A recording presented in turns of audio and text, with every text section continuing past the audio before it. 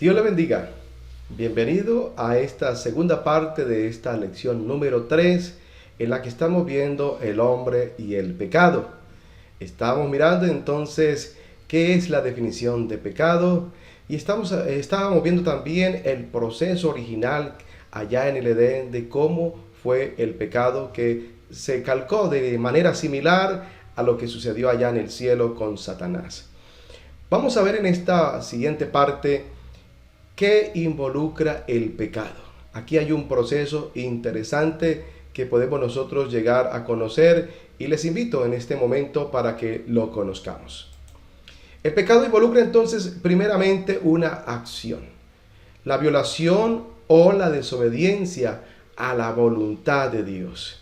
Eso fue precisamente lo que sucedió con Adán y Eva y con todo ser humano que conoce la palabra, pero que toma voluntariamente una decisión de actuar. Esa acción lleva a otra consecuencia y es una naturaleza que recibe de pecado.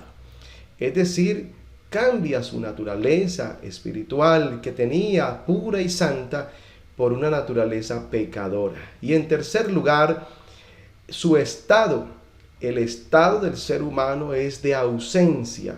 Esa misma naturaleza lo lleva a que vivan totalmente alejado de Dios, alejado de la justicia de Dios y en enemistad con Dios. Eso nos dice la palabra del Señor. De tal manera que podemos entender que Dios ama al pecador, aunque no está de acuerdo con sus actitudes del pecado.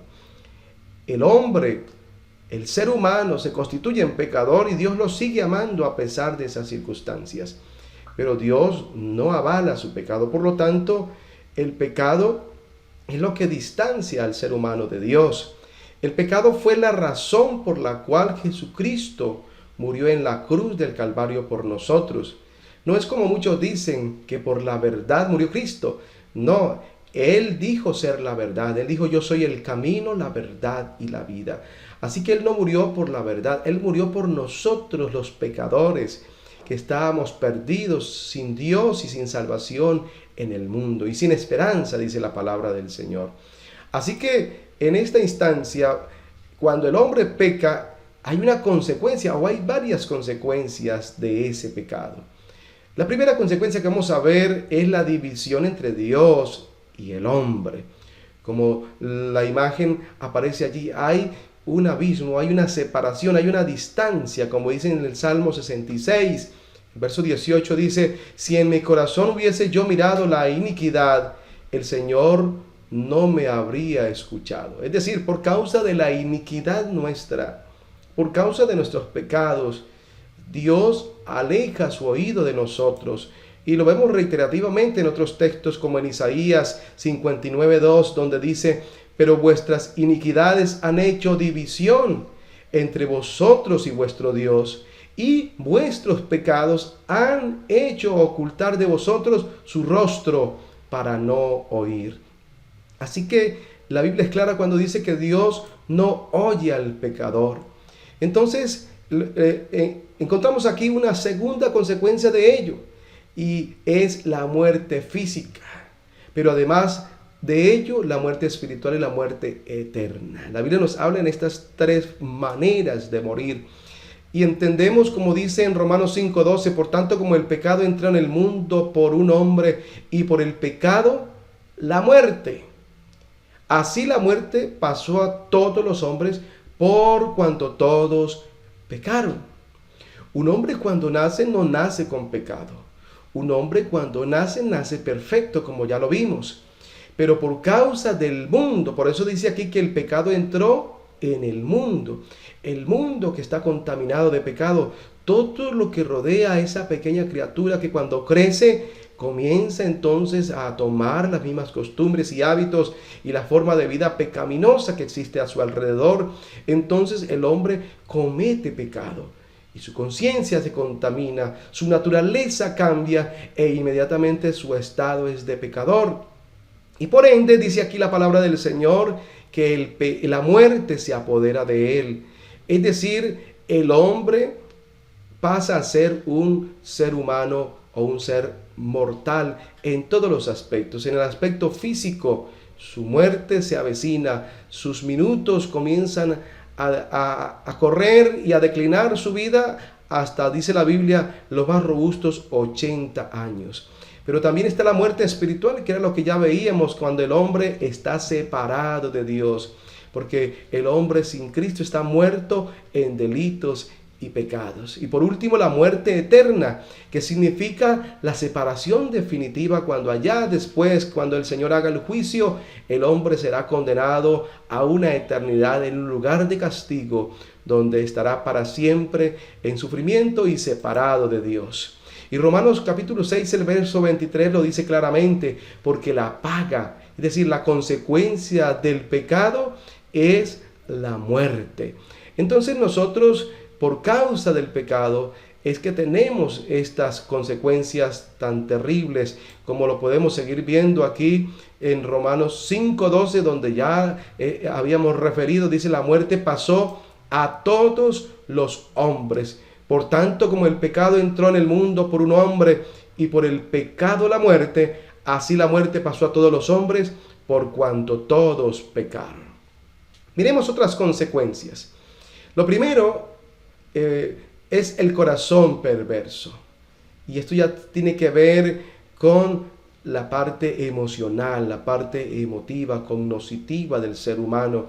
Dice en Jeremías 17:9, engañoso es el corazón, más que todas las cosas, y perverso.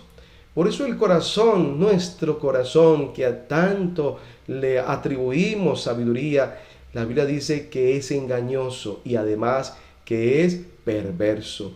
Y en Efesios 2:2, mire cómo dice, esa otra consecuencia, que el hombre es gobernado por Satanás. Dice: conforme al príncipe de la potestad del aire, el espíritu que ahora opera en los hijos de desobediencia. Es decir, el hombre natural, el hombre sin este evangelio, pues es un hijo de, como dice aquí, un hijo de desobediencia, es gobernado por Satanás, actúa conforme a Satanás, conforme le ordena, como opera el espíritu malo en el corazón del hombre. Pero además de esto, dice la Biblia que la ley del pecado y de la muerte opera en los miembros del ser humano continuamente, se apodera una fuerza, la ley del pecado lo llama la Biblia. Y entonces es lo que dice en Romanos 7:23, dice: y que me lleva cautivo a la ley del pecado que está en mis miembros. Es una fuerza interna del pecado que lo induce a pecar más. Escuchaba yo a alguien decir, bueno, el pecado es delicioso, así que si vas a pecar, hazlo bien. De esta manera está queriendo decir que el pecado lo está induciendo a pecar más. Esa es la fuerza de atracción del pecado, porque el pecado induce como una bola de nieve cada día a ir acrecentando esta cantidad de pecados delante de Dios. Y otra consecuencia, el entendimiento se llena de tinieblas, como dice en Efesios 4:18, dice: teniendo el entendimiento entenebrecido, ajenos de la vida de Dios. La mente se nubla, se llena de oscuridad y no puede entender la palabra de Dios y la rechaza porque vive en tinieblas.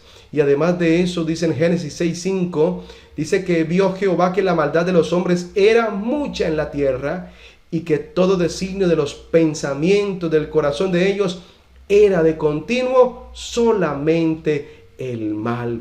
El pensamiento de los hombres se llena de corrupción y continuamente está maquinando la maldad, alejándose cada día de su Creador.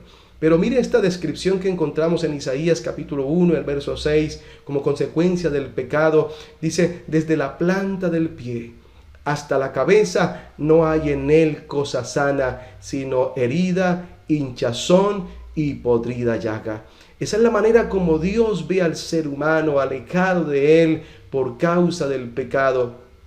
De tal manera que la Biblia nos dice, y como ya lo habíamos mencionado, que en Efesios 2:1 dice que Él nos dio vida a nosotros cuando estábamos muertos, que esa era la condición que teníamos, estábamos muertos en delitos y pecados. Como ya veíamos, la muerte es la consecuencia primordial del pecado.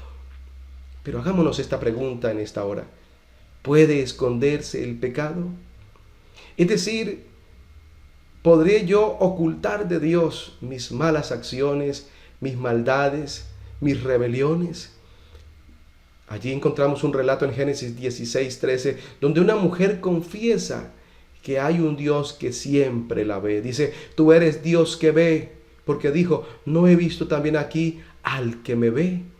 Ella se había retirado a lo más profundo de un desierto, buscando alejarse no solamente de la comunidad en la que ella vivía, sino también de Dios. Pero allí pudo entender que de Dios no se podía alejar, como Adán y Eva, cuando pecaron allá en el Edén, buscaron escondite detrás de los árboles. Pero ¿quién podrá esconderse de Dios? Y dice en Números 32:23, y sabed que vuestro pecado os alcanzará. Es decir, aunque nosotros tratemos de alejar el pecado de nosotros, el pecado siempre estará allí pendiente, siempre estará pegado a nuestra vida, a nuestro corazón como una mancha imborrable, indeleble, que no se puede quitar con nada. Pero ahora miramos esta advertencia que está en Gálatas 6:7, que dice, no os engañéis, Dios no puede ser burlado, pues todo lo que el hombre sembrare, eso también segará. Así que la Biblia nos dice que los pecadores somos todos. ¿Quiénes son los pecadores? Dice esta pregunta. Gálatas 3:22 lo responde diciendo, mas la Escritura encerró todo bajo pecado. Es decir, Dios, como dice en Romanos 3:10 en adelante, como está escrito, dice él, no hay justo ni aun uno. No hay quien entienda, para que todo el mundo quede bajo el juicio de Dios. Queriendo decir entonces que aquí todo ser humano ha pecado, alguna vez en la vida ha pecado, y eso lo constituye en pecador. Eso es como cuando echamos una gota de tinta negra en un vaso de cristal, pero con agua cristalina. Aquella agua, por muy pura que sea, se va a manchar completamente y su estado cambiará. Así es el hombre cuando está en un estado natural de pureza, comienza a pecar, su vida cambia, su naturaleza cambia totalmente a ser un hombre pecador. Y Romanos capítulo 5, el verso 12 dice, así la muerte pasó a todos los hombres por cuanto todos pecaron. Y vemos en la ilustración cómo el niño está destinado a morir un día, y esa es la consecuencia del mismo pecado. Entonces podemos decir concluyentemente que todo hombre es pecador y por lo tanto necesita ser salvo. Y como necesita ser salvo, entonces miremos por qué necesita ser salvo. Mire la condición de un hombre, un árbol que ilustra el corazón del hombre lleno de celos, idolatría, inmundicia, fornicación, adulterio, contiendas, envidias, divisiones, herejías, orgías, pleitos, enemistades, hechicerías. El hombre entonces llegó a quedar como este árbol que da solamente frutos malos. Esto entonces nos lleva a una realidad, a preguntarnos y a decir concluyentemente que todos debemos ser salvos, que todos necesitamos buscar la salvación. ¿Y quién es el que puede salvarnos? Jesucristo es el único Salvador, es el único que nos puede ayudar. Llegamos hasta aquí, al final de esta tercera lección. Le invito para que desarrolle el material de estudio y de evaluación. Que el Señor Jesucristo nos continúe bendiciendo.